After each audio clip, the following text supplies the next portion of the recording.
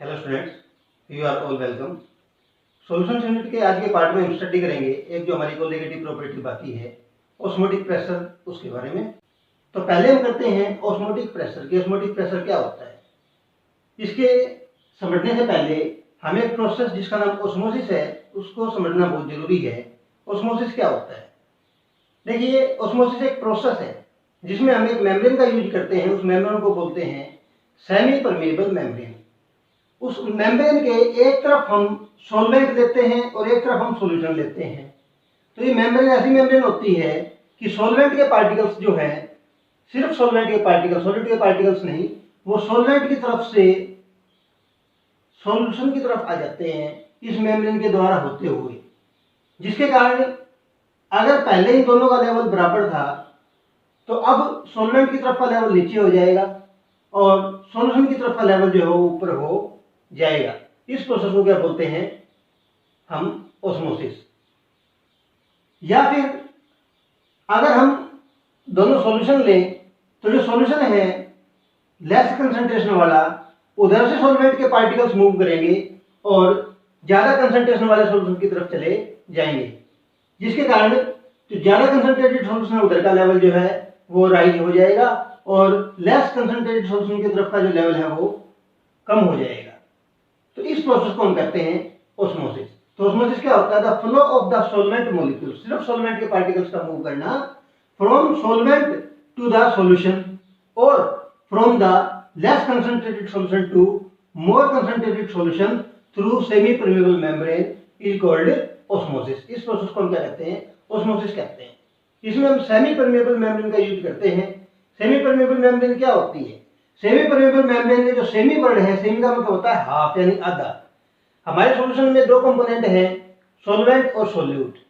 तो ये आधे पार्टिकल्स को यानी कि सॉल्वेंट को ही अपने आर पार मूव करने देती है, सॉल्यूट के पार्टिकल्स को मूव करने नहीं देती, क्योंकि इसके अंदर सब माइक्रोस्कोपिक होल्स या पोर्स होते हैं जो कि माइक्रोस्कोपिक होल से भी छोटे होते हैं और उनके आर पार सिर्फ सॉल्वेंट के पार्टिकल्स जा सकते हैं, सॉल्यूट के पार्टिकल्स मूव नहीं कर सकते।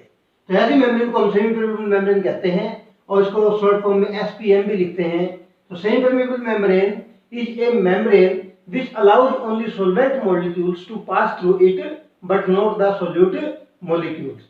ऐसी मेम्ब्रेन जो अपने आर पास सिर्फ सॉल्वेंट के पार्टिकल्स को पास होने दे, गुजरने दे, सॉल्यूट के पार्टिकल्स को ना पास होने दे, ऐसी मेम्ब्रेन को हम सेमी परमेबल मेम्ब्रेन कहते हैं।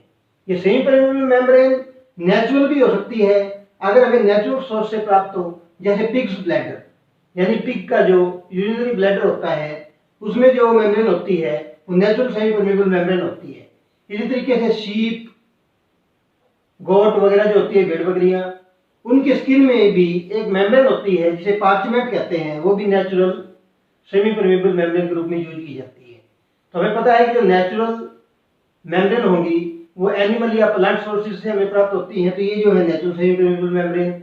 लेकिन अगर हम केमिकल्स वगैरह से जो मेम्ब्रेन्स बनाते हैं, सेमी परमेबल मेम्ब्रेन ऐसी मार्केट में अवेलेबल है आजकल सेमी परमेबल मेम्ब्रेन, तो उनको हम कहते हैं सिंथेटिक सेमी परमेबल मेम्ब्रेन, जैसे सेलोफेन। ये सेलोफेन जो होता है ये रीजनरेटेड सेलुलर होता है। इसी तरीके से कॉपर फेरोसाइनाइड जो फ्रेशली प्रिपेयर्ड होता है उससे भी बनाई जाती है सिंथेटिक सेमी परमेबल मेम्ब्रेन। इसके अलावा silicates of iron and cobalt etcetera. इसी तरीके से एक पार्चमेंट पेपर भी बनाया जाता है केमिकली। तो वो सभी जो है वो सिंथेटिक सेमी परमेबल मेम्ब्रेन होती हैं। तो ये हो जाता है हमारे सेमी परमेबल मेम्ब्रेन के बारे में। अब अगर हम इस प्रोसेस को और स्टडी करें तो जैसे हम एक थीसल फनल लेते हैं, इस थीसल फनल में हम शुगर सॉल्यूशन ले लेते हैं और इस थीसल फनल में सॉल्यूशन डालकर हम इसको एक बीकर में डालते हैं जिसमें प्योर वाटर है और इस प्योर वाटर में जितना लेवल है वाटर का उतने ही लेवल तक थीसल फनल में जो है वो शुगर सॉल्यूशन होता है। और इस फनल में नीचे की तरफ हम एक सेमी परमेबल मेम्ब्रेन लगा देते हैं। तो प्रोसेस जैसे जैसे होती है वैसे वैसे सॉल्वेंट के पार्टिकल्स जो है, वाटर के पार्टिकल्स, वो इस सेमी परमेबल मेम्ब्रेन में से होते हुए थीसल फनल में जाते हैं, जिसकी वजह से इसका लेवल जो राइज होने लग जाता है और एक हाइट पर जाकर ये ठहर जाता है। कितनी हाइट पर जाकर ये ठहरता है? तो ये जो वाटर का लेवल है इसके बीच में और जो सॉल्यूशन का लेवल है इस थीसल फनल में, इसके बीच में जो डिफरेंस है उसको हम हाइट x से रिप्रेजेंट करते हैं। और इस हाइट x तक जो सॉल्यूशन का लेवल है वो राइज होता है। तो इस लेवल से हम ऑस्मोटिक प्रेशर मेजर कर सकते हैं। पाई से हम रिप्रेजेंट करते हैं ऑस्मोटिक प्रेशर को। तो इसमें जो ऑस्मोटिक प्रेशर प्रोड्यूस हुआ है जो सॉल्यूशन के अंदर लेवल बढ़ने से, तो ऑस्मोटिक प्रेशर किसके इक्वल होता है? This is equal to H rho g. यहाँ पर एच क्या है? H is the height, rho is the density of the solution and g is the acceleration due to gravity. तो इस तरीके से हम ऑस्मोटिक प्रेशर थीसल फनल का यूज करके ऑस्मोटिक प्रेशर मेजर कर सकते हैं। ऑस्मोसिस की प्रोसेस तब तक होती रहती है जब तक कि डायनेमिक इक्विलिब्रियम नहीं आ जाता। और जब डायनेमिक इक्विलिब्रियम आ जाता है तब सॉल्यूशन का लेवल जो है वो कांस्टेंट हो जाता है, वो लेवल इंक्रीज नहीं होता। कुछ टाइम पर जितने सॉल्वेंट के particles per unit time solvent से सॉल्यूशन की तरफ जाएंगे, उतने ही सॉल्यूशन से सॉल्वेंट की तरफ सॉल्वेंट के पार्टिकल्स जाएंगे, इसलिए डायनेमिक इक्विलिब्रियम आ जाता है और ये प्रोसेस हमें लगता है कि मान लो रुक गई हो। अब जो ऑस्मोटिक प्रेशर है उसको हम डिफाइन और मेजर कैसे करते हैं? तो इसके लिए हम एक कंटेनर यूज करते हैं। उस कंटेनर में हम एक सेमी परमेबल मेम्ब्रेन फिट करते हैं और उसके एक साइड में सॉल्वेंट और एक साइड में सॉल्यूशन डालते हैं और दोनों के ऊपर पिस्टन लगाते हैं। और पिस्टन के ऊपर जो प्रेशर लगता है वो एटमॉस्फेयर का होता है, यानी एटमॉस्फेरिक प्रेशर, इस साइड भी सॉल्वेंट की साइड भी और सॉल्यूशन की साइड भी। अब सॉल्वेंट के पार्टिकल्स जो है ऑस्मोसिस के द्वारा सॉल्यूशन की तरफ आने की कोशिश करते हैं और सॉल्यूशन के साइड का जो लेवल है वो राइज होने की कोशिश करता है, लेकिन हम इस लेवल को राइज नहीं होने देते। हम सॉल्यूशन की साइड में एक्स्ट्रा प्रेशर लगा देते हैं ताकि सॉल्वेंट के पार्टिकल्स जो उनको सॉल्वेंट से सॉल्यूशन की तरफ आने से रोका जा सके। तो मिनिमम कितना प्रेशर हम लगाते हैं ताकि सॉल्यूशन के साइड का लेवल जो है वो कांस्टेंट रहे और सॉल्वेंट के पार्टिकल्स की जो एंट्री है वो सॉल्यूशन की साइड में ना हो सके। उस मिनिमम एक्शनल प्रेशर को जो अप्लाई करते हैं उसको पाई से रिप्रेजेंट करते हैं और उसी को हम बोलते हैं ऑस्मोटिक प्रेशर, क्योंकि वो प्रेशर जो है वो सॉल्वेंट के द्वारा प्रोड्यूस किए गए ऑस्मोटिक प्रेशर के बराबर होता है, इसलिए वो एक्शनल प्रेशर जो है वो ऑस्मोटिक प्रेशर के बराबर है। इस तरीके से इस एक्शनल प्रेशर के द्वारा हम ऑस्मोटिक प्रेशर को मेजर कर सकते हैं और ऐसे इसको हम डिफाइन भी कर सकते हैं। तो ऑस्मोटिक प्रेशर क्या हो जाता है कि the minimum excess pressure that has to be applied on the solution to prevent the entry of solvent into the solution through the semi-permeable membrane। यानी semi-permeable membrane के द्वारा सॉल्वेंट के पार्टिकल्स को सॉल्यूशन में एंटर करने से रोकने के लिए जो एक्स्ट्रा प्रेशर लगाना पड़ता है, एक्सेस प्रेशर लगाना पड़ता है, उसे हम ऑस्मोटिक प्रेशर कहते हैं। अब जो ऑस्मोटिक प्रेशर है, एक्सपेरिमेंटल स्टडी से ये पता चलता है कि ऑस्मोटिक प्रेशर जो है it is directly proportional to the concentration of the solution, यानी मोलर कंसंट्रेशन डायरेक्टली प्रोपोर्शनल होता है सॉल्यूशन के और टेम्परेचर के भी डायरेक्टली प्रोपोर्शनल होता है। So pi is directly proportional to C T and pi becomes equal to C R T. ये हमारी रहती है इक्वेशन नंबर 1। यहाँ पर आर क्या है? R is the constant of proportionality and it is called solution constant. ये solution constant कहलाता है और इसकी वैल्यू जो होती है वो गैस कांस्टेंट के इक्वल होती है। यानी अगर हम ऑस्मोटिक प्रेशर को एटमॉस्फेयर में मेजर करते हैं तो आर की जो वैल्यू होगी वो होगी 0.0821 लीटर एटमॉस्फेयर पर केल्विन पर मोल। और अगर हम ऑस्मोटिक प्रेशर को बार में लेते हैं तब आर की जो वैल्यू होगी वो होगी 0.083 लीटर बार पर केल्विन पर मोल। तो इस तरीके से ऑस्मोटिक प्रेशर की यूनिट की अनुरूप ही इस सॉल्यूशन कांस्टेंट की जो वैल्यू होगी उसको लेंगे हम न्यूमेरिकल्स के लिए, वो आप डिटेल से न्यूमेरिकल में देख लेंगे। अब जो मोलर कंसंट्रेशन है C, this is the molarity, molar concentration है। अब मोलैरिटी क्या होती है? Number of moles of solute divided पर litre of the solution. It means C is equal to N2/V। अगर C की वैल्यू को हम इक्वेशन नंबर 1 में पुट करते हैं तो पाई किसके इक्वल हो जाता है? N2RT/V। तो ये हमारी होती है इक्वेशन नंबर 2। अब N2 जो होता है number of moles of solute, this is equal to mass of solute upon molar mass of solute and W2/N2। और N2 की इस वैल्यू को हम इक्वेशन नंबर 2 में रखते हैं तो इक्वेशन नंबर 2 क्या हो जाएगी? कि पाई equal to W2RT upon M2V, ये हमारी हो जाती है इक्वेशन नंबर 3। और इसमें M2 भी है, मोलर मास ऑफ सॉल्यूट। अगर सारी टर्म्स की वैल्यू हमें पता हो तो हम मोलर मास कैलकुलेट कर सकते हैं। इस तरीके से अगर बाकी सभी की वैल्यू हमें पता हो तो हम ऑस्मोटिक प्रेशर मेजर कर सकते हैं। तो ये हो जाता है, 3 एक्सप्रेशन हो जाते हैं ऑस्मोटिक प्रेशर के लिए, इक्वेशन नंबर 1, इक्वेशन नंबर 2 और इक्वेशन नंबर 3। अब ऑस्मोटिक प्रेशर जो है, osmotic pressure is a colligative property. Osmotic pressure colligative property क्यों है?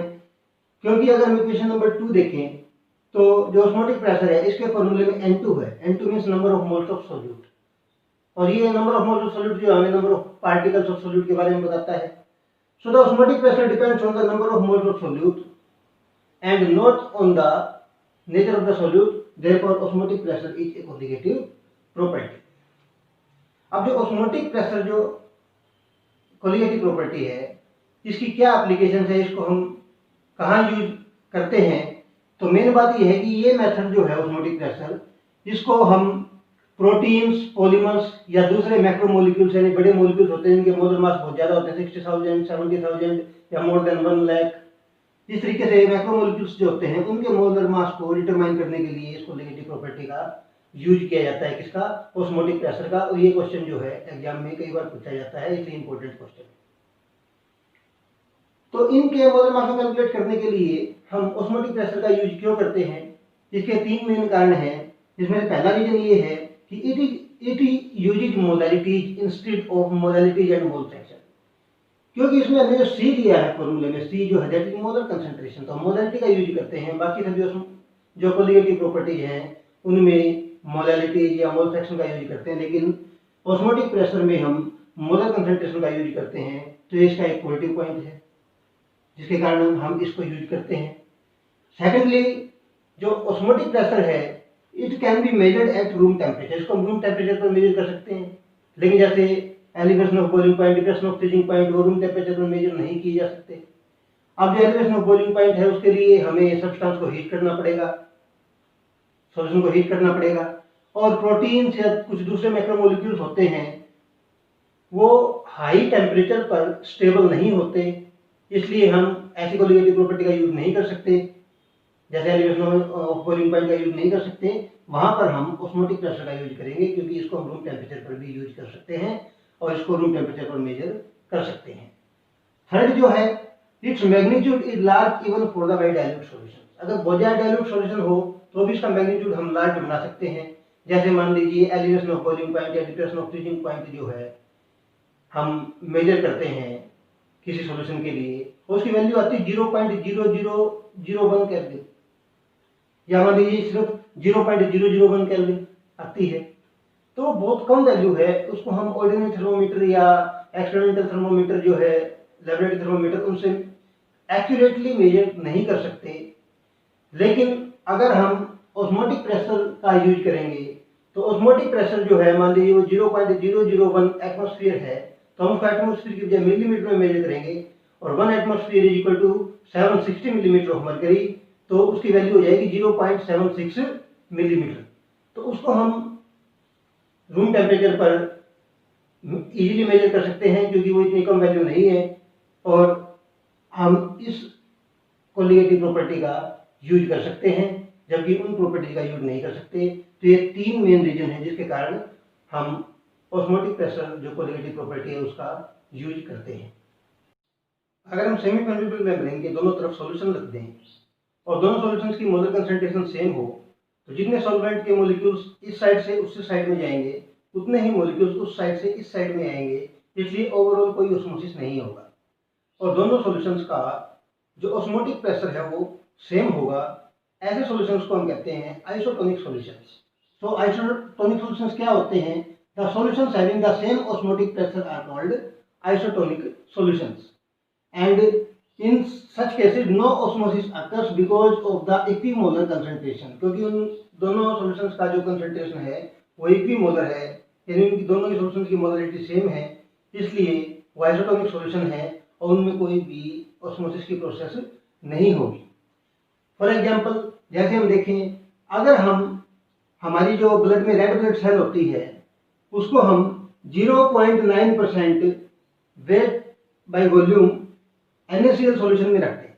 यानी अगर हम 0.9 ग्राम वाटर 0.9 ग्राम NaCl को वाटर में डिजोल्व करके 100 मिलीलीटर सॉल्यूशन बनाते हैं तो वो सॉल्यूशन क्या होगा, 0.9% mass by volume solution of NaCl in water. तो इस सॉल्यूशन का जो कंसंट्रेशन है वो हमारी रेड ब्लड सेल के कंसंट्रेशन के इक्वल होता है। इसलिए दोनों सॉल्यूशंस का यानी सेल के अंदर जो सेल सेट है उसका कंसंट्रेशन और ऑस्मोटिक प्रेशर इस NaCl सॉल्यूशन के कंसंट्रेशन और जो ऑस्मोटिक प्रेशर है उसके इक्वल होगा। ऐसे दोनों सॉल्यूशंस जो है वो एक दूसरे के आइसोटोनिक होते हैं, तो इसमें कोई ऑस्मोसिस नहीं होगा। इसलिए सेल की शेप और सेल का जो साइज है वो ऐसा का ऐसा रहेगा। लेकिन अगर हम हमारे ब्लड की RBC को ऐसे सॉल्यूशन में रख दें जिसका कंसंट्रेशन 0.9% वेट बाय वॉल्यूम से कम हो, तो ऐसे केस में बाहर का कंसंट्रेशन कम है, तो ऐसे सॉल्यूशन को हम बोलते हैं हाइपोटोनिक सॉल्यूशन। तो हाइपो मीन्स लेस, क्योंकि बाहर का कंसंट्रेशन कम है सेल से बाहर का कंसंट्रेशन, तो ऐसे सॉल्यूशन को हम क्या कहेंगे, हाइपोटोनिक सॉल्यूशन। और बाहर का कंसंट्रेशन कम है, सेल के अंदर के जो सेल सेट है उसका कंसंट्रेशन ज्यादा है, इसलिए बाहर से वाटर के पार्टिकल्स अंदर की तरफ जाएंगे और सेल जो है वो स्वेल हो जाएगी, फूल जाएगी और अल्टीमेटली बहुत ज्यादा ऑस्मोसिस हो जाए तो वो सेल जो है वो फट भी सकती है। Rupturing of cell can also take place. This swelling and rupturing is due to the inflow of the water molecules into the cell. So the inflow of the solvent molecules into the cell is called endosmosis. Endo means अंदर की तरफ, क्योंकि water के molecule अंदर की तरफ move कर रहे हैं इसलिए इस प्रोसेस को बोलते हैं एंडोस्मोसिस। इसी तरीके से अगर हम NaCl सॉल्यूशन का कंसंट्रेशन 0.9% मास बाय वॉल्यूम से ज्यादा ले लें तो ऐसे केस में जो सेल है उसके सेल सेट का कंसंट्रेशन कम होगा और बाहर के सॉल्यूशन का कंसंट्रेशन ज्यादा है, तो ऐसे ज्यादा कंसंट्रेशन वाले सॉल्यूशन को हम कहते हैं हाइपरटोनिक सॉल्यूशन। और ऐसे केस में सेल के अंदर का जो सॉल्वेंट है, जो लिक्विड है, वो उसके पार्टिकल्स बाहर की तरफ मूव करेंगे एंड सेल विल श्रिंक, और सेल जो है वो श्रिंक हो जाएगी, सिकुड़ जाएगी, और इस प्रोसेस को बोलेंगे एक्सोस्मोसिस। एंडोस्मोसिस होता है सॉल्वेंट के पार्टिकल्स का अंदर की तरफ मूव करना और एक्सोस्मोसिस होता है सॉल्वेंट के पार्टिकल्स का बाहर की तरफ मूव करना। तो अब हम कुछ नेचुरल फिनोमेना और यूजेस हैं हमारे जो ऑस्मोसिस पर बेस्ड होते हैं, उनको देखते हैं। तो एंडोस्मोसिस पर बेस्ड कौन से नेचुरल फिनोमेना और यूजेस हैं पहले उनको देखते हैं। तो पहला हम देखते हैं कि wilted flowers revive when placed in fresh water, कि जो मुरझाए हुए फूल हैं वो फ्रेश वाटर में डाल देने पर दोबारा खिल जाते हैं, क्योंकि एंडोस्मोसिस की प्रोसेस के द्वारा उनमें वाटर एंटर कर जाता है सेल्स में, इसलिए वो मुरझाए हुए फूल जो है दोबारा खिल जाते हैं। इसी तरीके से जो लिम्फ कैरेट्स होती हैं, पुरानी गाजर जब वो आसानी से मुड़ जाए उन्हें लिम्फ कैरेट्स बोलते हैं, क्योंकि वो एटमॉस्फेयर को अपना वाटर लूज कर देती हैं, इसलिए वो लिम्फ कैरेट्स हो जाती हैं। But they become firm again when placed in water, लेकिन वाटर में रखने पर दोबारा फर्म और स्ट्रॉन्ग हो जाती हैं, वो ताकतवर हो जाती हैं और वो मुड़ती नहीं है, क्योंकि एंडोस्मोसिस के द्वारा वाटर उनकी सेल्स में एंटर कर जाता है और वो दोबारा स्ट्रॉन्ग हो जाती हैं। इसी तरीके से जो people taking a lot of salt और साल्टी फूड, जो लोग ज्यादा मात्रा में साल्ट या साल्टी फूड लेते हैं उनकी टिश्यू सेल्स में और इंटरसेलुलर फ्लूइड में वाटर ज्यादा ठहरता है। Retention of water takes place in the intercellular fluid and tissue cells, जिसके कारण एंडोस्मोसिस ज्यादा होता है और उनकी सेल्स जो ज्यादा फूल जाती हैं, इसलिए ऐसे लोगों का शरीर जो है वो भी फूल जाता है और इस तरह से जो उनको डिजीज हो जाती है, और डिजीज का नाम होता है एडिमा। ये डिजीज भी एंडोस्मोसिस के कारण होती है, क्योंकि उनकी सेल्स में ज्यादा साल्ट होने के कारण ज्यादा कंसंट्रेशन हो जाता है, इसलिए एंडोस्मोसिस ज्यादा होता है, इसलिए सेल्स और बॉडी फूल जाती है ऐसे लोगों की। नेक्स्ट हम देखते हैं movement of water from soil to roots. जमीन से जड़ों में, पौधों की जड़ों में जो वाटर जाता है वो एंडोस्मोसिस की प्रोसेस के द्वारा ही जाता है, और उसके बाद एक सेल में एंडोस्मोसिस होगा तो उसमें वाटर ज्यादा हो जाएगा, जिसकी वजह से उसका कंसंट्रेशन कम हो जाएगा, इसलिए नेक्स्ट सेल में वाटर इस सेल से उस सेल में मूव करेगा, वो भी ऑस्मोसिस के द्वारा। और इस तरीके से पूरे प्लांट में जो अपर पोर्शन है जैसे लीव्स, ब्रांचेस, स्टेम वगैरह सभी जगह पर वाटर जो है वो पहुंच जाता है एंडोस्मोसिस के द्वारा। इसी तरीके से जो जर्मिनेशन ऑफ सीड्स होता है, बीज जर्मिनेट होते हैं धरती में और वो पौधा बना देते हैं, धीरे धीरे वो जर्मिनेशन होकर बीज फट जाता है क्योंकि वो फूल जाता है, क्योंकि वो धरती से वाटर एंडोस्मोसिस के द्वारा अब्जॉर्ब कर लेता है। इस तरीके से बहुत से फिनोमिना ऐसे हैं, नेचुरल फिनोमिना, जिनमें एंडोस्मोसिस का यूज किया जाता है।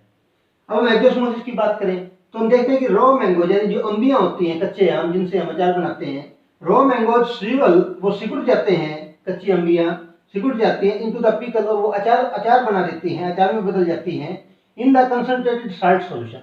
जब उनको कंसंट्रेटेड साल्ट सॉल्यूशन में रखा जाता है तो जो कच्चे आम यानी अंबियां होती हैं वो सिकुड़कर अचार बन जाती हैं। क्यों? क्योंकि कंसंट्रेटेड साल्ट सॉल्यूशन का कंसंट्रेशन ज्यादा है, इसलिए जो रॉ मैंगोज हैं उनकी सेल्स से वाटर निकल जाता है एग्जोस्मोसिस के द्वारा और वो श्रिंक हो जाती हैं, सिकुड़ जाती हैं और धीरे धीरे अचार में कन्वर्ट हो जाती हैं। ऐसे ही हम देखें preservation of the meat by the salting. हम मीट को प्रिजर्व करते हैं साल्टिंग के द्वारा, यानी साल्ट में आपने सुना होगा कि भी साल्ट में जो मांस है या हम पकाते हैं फलों को शुगर वगैरह में, तो वो कैसे पकाते हैं? क्योंकि वो पुराने टाइम से रखे हुए मीट और फ्रूट वगैरह खराब नहीं होते। तो क्यों खराब नहीं होते? क्योंकि हम उनको प्रिजर्व कर देते हैं मीट को बाय साल्टिंग। क्योंकि साल्ट या फ्रूट को हम रखते हैं शुगर में, तो शुगर और साल्ट होने के कारण जो बैक्टीरिया इन फ्रूट को और मीट को खराब करते हैं, वो बैक्टीरिया जो है उनकी सेल्स के अंदर का कंसंट्रेशन कम है और उनके बाहर जो है साल्ट या शुगर है, इसलिए उनकी सेल्स से, बैक्टीरिया सेल्स से वाटर बाहर निकल जाता है एग्जोस्मोसिस के द्वारा, जिसके कारण वो बैक्टीरिया सेल जो है वो श्रिवल हो जाती है, यानी श्रिंक हो जाती है, सिकुड़ जाती है और अल्टीमेटली बैक्टीरिया मर जाता है और वो मीट या फ्रूट जो है खराब नहीं हो पाता और वो प्रिजर्व हो जाता है। ये एग्जोस्मोसिस के कारण ऐसा होता है। तो ये एंडोस्मोसिस और एग्जोस्मोसिस के यूज और एप्लीकेशंस हैं। अब हम देखते हैं रिवर्स ऑस्मोसिस क्या होता है। रिवर्स ऑस्मोसिस जैसे नाम से पता चलता है, ऑस्मोसिस से ऑपोजिट। जैसे हमें पता है कि अगर हम सेमी परमेबल मेम्ब्रेन के एक तरफ सॉल्यूशन रखें और एक तरफ वाटर रखें तो वाटर जो है वो सॉल्यूशन में मूव करेगा, लेकिन अगर हम सॉल्यूशन के साइड में एक्स्ट्रा प्रेशर रख दें, अगर ऑस्मोटिक प्रेशर के बराबर एक्स्ट्रा प्रेशर रख दें, तो सॉल्वेंट के पार्टिकल्स किधर भी मूव नहीं करेंगे ओवरऑल, क्योंकि हमने एक्सेस प्रेशर रख के सॉल्वेंट के पार्टिकल्स को एंटर करने से रोक दिया। लेकिन अगर हम ऑस्मोटिक प्रेशर से भी ज्यादा प्रेशर लगा दें सॉल्यूशन की तरफ, तो ये प्रोसेस उल्टी हो जाती है और बिना इस प्रेशर के लगाए जो सॉल्वेंट के पार्टिकल्स सॉल्वेंट से सॉल्यूशन की तरफ जाने थे, वो अब उल्टा सॉल्यूशन से निकल के सॉल्वेंट की तरफ आएंगे। तो ऐसी प्रोसेस को बोलते हैं रिवर्स ऑस्मोसिस। हम जो सी वाटर होता है, सैलाइन वाटर, समुद्र का पानी जो है साल्टी वाटर, उसमें साल्ट बहुत ज्यादा होते हैं। उस साल्टी वाटर से प्योर वाटर कई देशों में आजकल बनाया जाता है। इस प्रोसेस से वाटर प्योरिफिकेशन किया जाता है, उसको पोर्टेबल वाटर में कन्वर्ट किया जाता है। उसमें जो सी वाटर है उसके ऊपर एक्सेस प्रेशर लगाया जाता है जो कि ऑस्मोटिक प्रेशर से ज्यादा होता है, जिसके कारण जो सॉल्वेंट है वाटर, फ्रेश वाटर, उस फ्रेश वाटर की तरफ सॉल्वेंट के पानी के पार्टिकल्स आएंगे, सी वाटर से निकल के वाटर जो है वो सॉल्वेंट की साइड में आएगा, यानी ऑस्मोसिस से ऑपोजिट प्रोसेस होगी और इससे हमें फ्रेश वाटर प्राप्त हो जाएगा। ये सब कुछ एक्स्ट्रा प्रेशर लगाने के कारण ऐसा हुआ है और इस प्रोसेस को बोलते हैं रिवर्स ऑस्मोसिस की, क्योंकि ये प्रोसेस जो है ऑस्मोसिस से रिवर्स होती है। इसमें जो सेमी परमेबल मेम्ब्रेन का यूज किया जाता है, क्योंकि इसमें बहुत एक्सेस प्रेशर लगाया जाता है, इसलिए हमेशा सेमी परमेबल मेम्ब्रेन जो है वो स्ट्रॉन्ग होनी चाहिए, नहीं तो वो फट सकती है। इसलिए इसमें सेलुलोज एसीटेट से बनी हुई सेमी परमेबल मेम्ब्रेन का यूज किया जाता है और इसको भी एक सुटेबल सपोर्ट के ऊपर रखा जाता है और इस तरीके से सपोर्ट किया जाता है कि ये सेमी परमेबल मेम्ब्रेन जो है ये टूटे नहीं, फटे नहीं और इजीली अपना काम लंबे समय तक करती रहे। इस प्रोसेस को बोलते हैं रिवर्स ऑस्मोसिस। अब हम न्यूमेरिकल प्रॉब्लम्स करते हैं ऑस्मोटिक प्रेशर पर। तो जैसे हम पहली प्रॉब्लम करते हैं कि calculate the osmotic pressure of 0.01 molar solution of cane sugar at 300 kelvin. यानी 300 केल्विन टेम्परेचर है, तो हमें टेम्परेचर दे रखा है और सॉल्यूशन की मोलरिटी दे रखी है कि 0.01 मोलर सॉल्यूशन है। हमें इस सॉल्यूशन का ऑस्मोटिक प्रेशर कैलकुलेट करना है और हमें आर की वैल्यू दे रखी है। तो सी दे रखा है 0.01 मोलर, आर दे रखा है और टी दे रखा है टेम्परेचर। तो pi equal to C R T, तो सीधा सा न्यूमेरिकल हो जाता है। हमें पाई कैलकुलेट करना है osmotic pressure, pi equal to C R T. तो हम तीनों की वैल्यूज को मल्टीप्लाई करते हैं। तो सी यानी मोलर कंसंट्रेशन कितना है 0.01 मोलर यानी कि 0.01 मोल पर लीटर, मल्टीप्लाइड बाई आर कितना है 0.0821 लीटर एटमोस्फियर पर केल्विन पर मोल, और टेम्परेचर कितना है 300 केल्विन। इन सभी को मल्टीप्लाई करते हैं तो जो ऑस्मोटिक प्रेशर है वो इक्वल टू हो जाता है 0.2463 एटमोस्फियर। तो इस तरीके से सीधा सा न्यूमेरिकल जो है अगर हमें फॉर्मूला पता हो तो हम डायरेक्टली कैलकुलेट कर सकते हैं। अगर हम इसी तरह से एक नेक्स्ट प्रॉब्लम करके देखें कि calculate the osmotic pressure exerted by A solution, तो हमें इसमें भी ऑस्मोटिक प्रेशर कैलकुलेट करना है। Solution prepared by dissolving 1 gram of polymer of molar mass 185,000। तो हमें पॉलीमर जो सोल्यूट है उसका मास यानी W2 दे रखा है 1 ग्राम, और उस पॉलीमर का जो मोलर मास है यानी M2 जो दे रखा है दैट इज 185,000 यानी 1,85,000 ग्राम पर मोल। तो ये मोलर मास दे रखा है सोल्यूट का। इन 450 मिलीलीटर ऑफ वाटर, तो ये सॉल्यूशन बनाया गया है 450 मिलीलीटर वाटर में। तो सॉल्यूशन है 450 मिलीलीटर यानी कि जो वॉल्यूम है सॉल्यूशन का वो 450 मिलीलीटर है यानी 0.45 लीटर। अगर हम 450 को 1000 से डिवाइड करेंगे तो लीटर में कन्वर्ट हो जाएगा, वो कितना हो जाएगा 0.45 litre. At 37 degree Celsius, 37 degree Celsius means 37 plus 273, तो केल्विन कितना हो जाता है 310 केल्विन। तो टेम्परेचर को आप हमेशा केल्विन में कन्वर्ट करेंगे फिर न्यूमेरिकल कैलकुलेट करेंगे। तो अब हम इसका ऑस्मोटिक प्रेशर कैलकुलेट करते हैं सॉल्यूशन का।